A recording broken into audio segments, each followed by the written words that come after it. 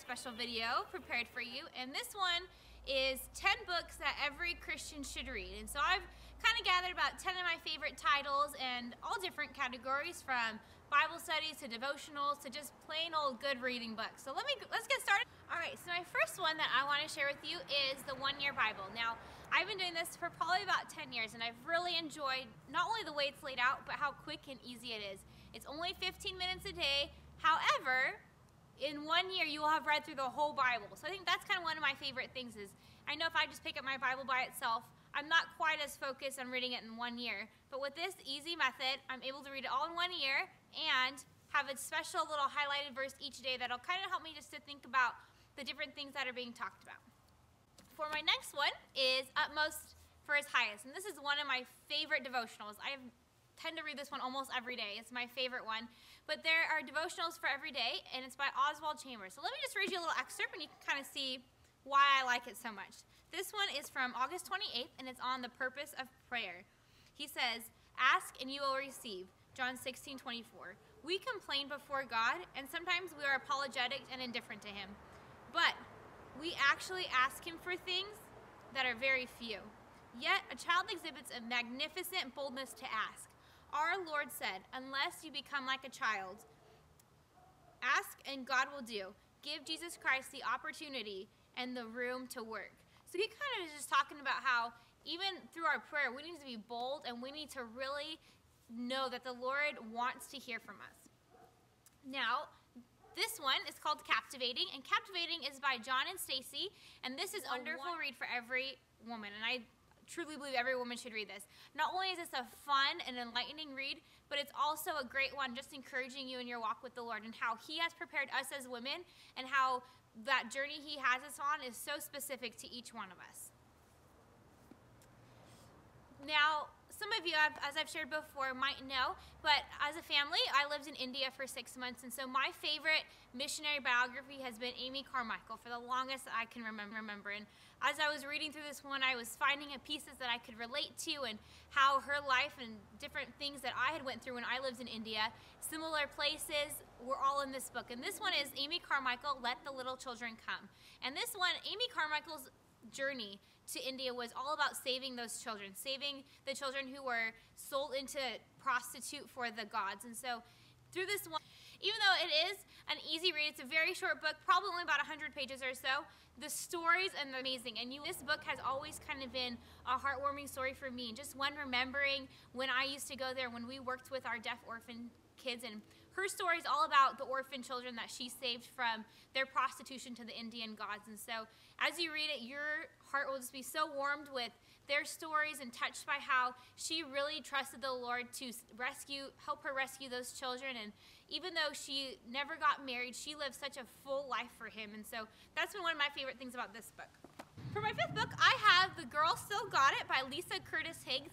And this one is not quite a book, but it's more of a commentary on the book of Ruth. However, I do like it because she does interweave not only commentary, but also like you're reading a book. So as I was reading it for myself, I had my Bible right next to me, and I was opening the book, reading all the different parts of it, and mapping out where was Ruth, and where was she and her mother-in-law going. And as I was doing it, I really learned a lot about Ruth and how her life really changed because of her mother-in-law, and the journey the Lord took her on. And so this is a great read, not only for yourself, but also to benefit you in your walk.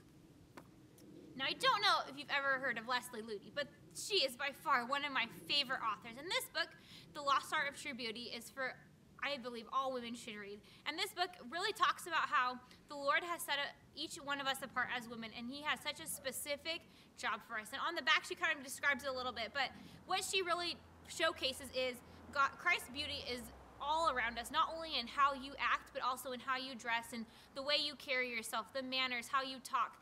Everyone can see Christ's light exhibited in you, but it's our duty to see how are we portraying that. And so if I'm doing one thing, is that portraying how the Lord would want me to? And so she just does a phenomenal job of weaving in beautiful storytelling with her book as well.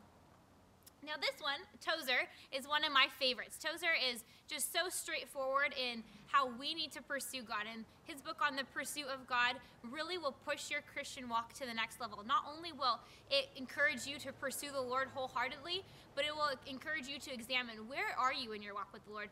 Am I stagnant? Am I growing? Or am I backsliding? And what does the Lord really have for me? And he just does a great job not only explaining how we can do that, but where we are as well.